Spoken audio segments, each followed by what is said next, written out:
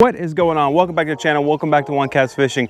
I just tried to do this intro, put a big bass over there and it distracted me, but that's okay.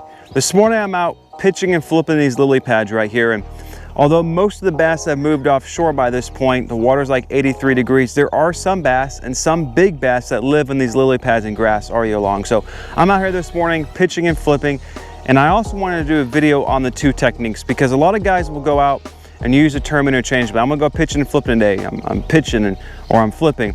And there is a slight difference between the two, and they're used in slightly different scenarios. So we're gonna talk about how to pitch, how to flip, obviously talk about the differences then. And then I'm gonna give you a couple advanced techniques, or at least things that I do to be a little more efficient on the water that you guys can go out and practice and hopefully put more bass in the boat. So stay tuned.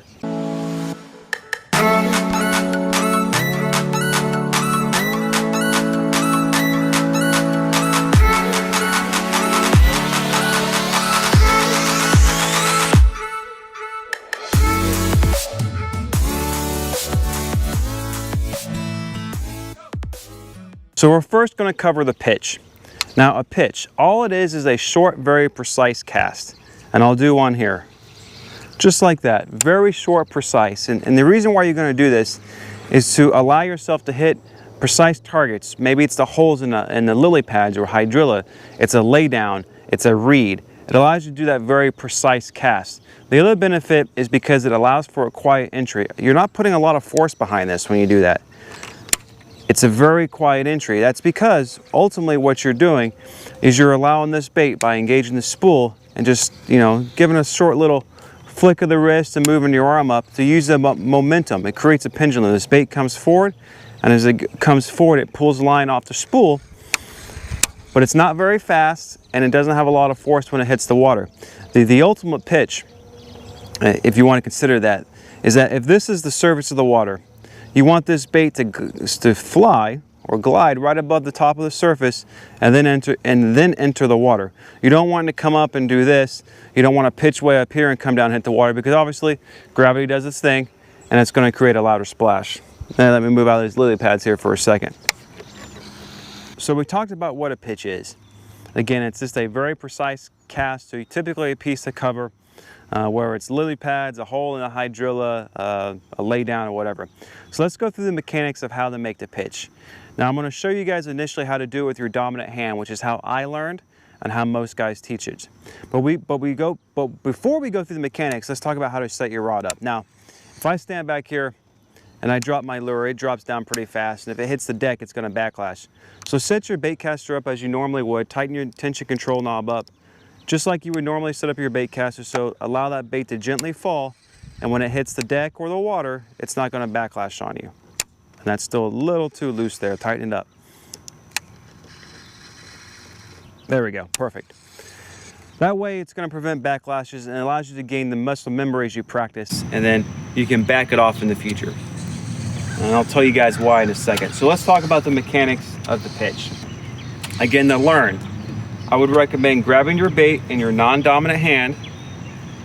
Grab your bait between the reel and the rod butt. You engage your spool, and you just kind of flick your wrist and bring it up with your elbow up, and allow that bait to glide out of your hand to whatever you're targeting. Again, I'll show you guys again. Just like that. Do it one more time to show you guys. Again, when I do it with my dominant hand, I end up obviously you can see, put my rod like this sideways and kind of going sideways with it.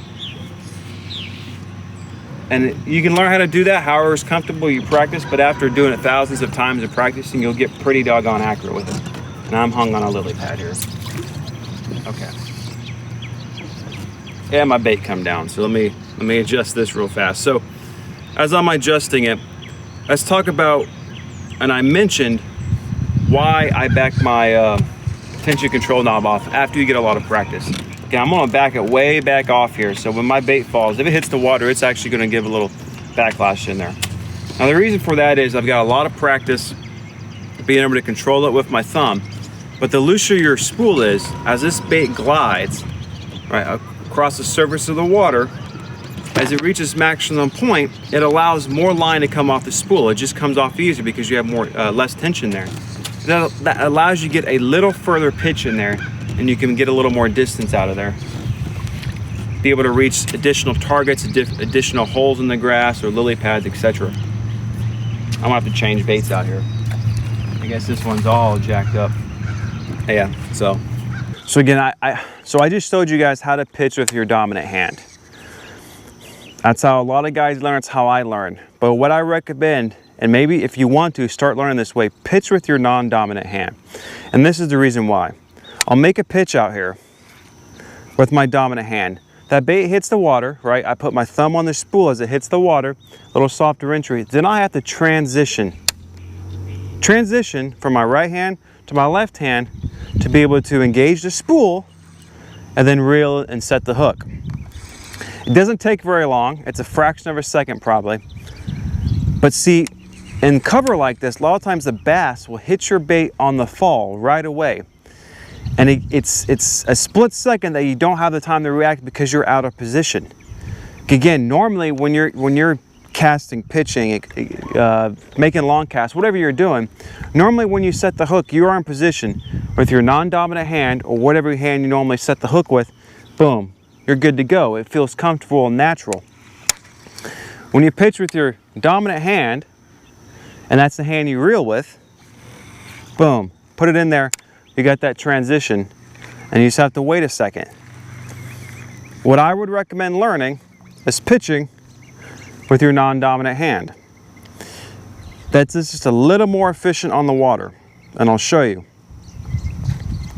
Again, this time non-dominant hand. Pitch, engage your spool. My hand is already on the reel. Do it one more time. Boom. My hand is already on the reel and I'm ready to set the hook and jack that fish out if it hits right there.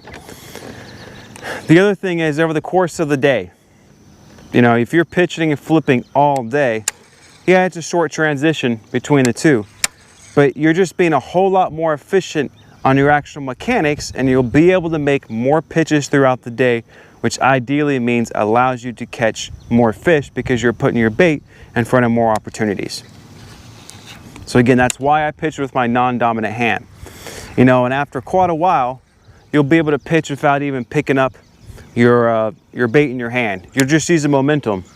Boom, pitch. Nothing there. Reel it in, pitch it back out. So, last thing to talk about pitching, I think, is the type of gear to use when you pitch. To be honest, the only thing I recommend is a high gear ratio, a high speed reel. Again, you're making hundreds of thousands casts a day. You know, the faster this reel reels your bait back in means you can get another cast out, and it's not going to wear you out as much throughout the day. So again, a high speed gear ratio reel is what I recommend. But besides that, let the cover that you're fishing dictate all the other stuff. I mean, I'm punching through these thick lily pads right now that are flowering out. So that's why I've got a 7/6 heavy rod to be able to turn those fish up. I've got a 3/4 ounce tungsten weight, a big heavy hook, a bobber stop. But again, on my deck here, I've got a 1/4 ounce Texas rig with a small trick worm on it. I can pitch a Ned rig. I can pitch a weightless Senko on a spinning rod. It just allows the cover to dictate exactly what you need to do when you pitch. The only thing I recommend is just a high gear ratio for your reel, and then you can go out and pitch whatever you want.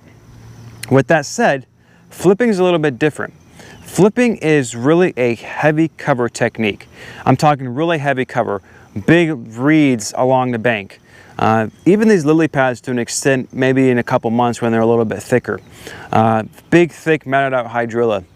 It's that type of cover where the bass are going to hold really tight to it and they're not going to move very much, and you can actually get pretty close to them.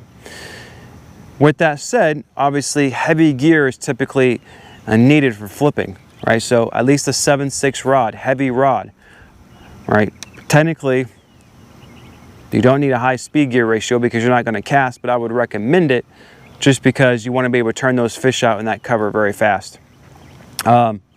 They make flipping sticks that are 8 feet long. I think the pros can now use an 8-foot long flipping stick, and a lot of guys, you know, who are just fun fishing or they're guides or something, they'll use even longer flipping sticks to be able to get their bait out a little farther, because With that said, I guess I should show you the mechanics of exactly what a flip is. Let me turn the boat here.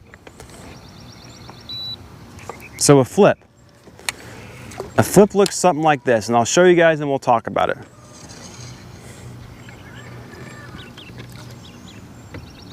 Boom. Just like that. Now I'm not flipping in the cover right here because there's a little, I don't know, cove here or the lily pads, but just like that. It's obviously very close, very close. And a flip is, what you're doing is you're taking your bait, and again, to practice, I would recommend maybe just slightly below, maybe 6 to 8 inches below your rod butt here. And then all you're doing is you're taking your hand, your fingers, you're pulling that line up.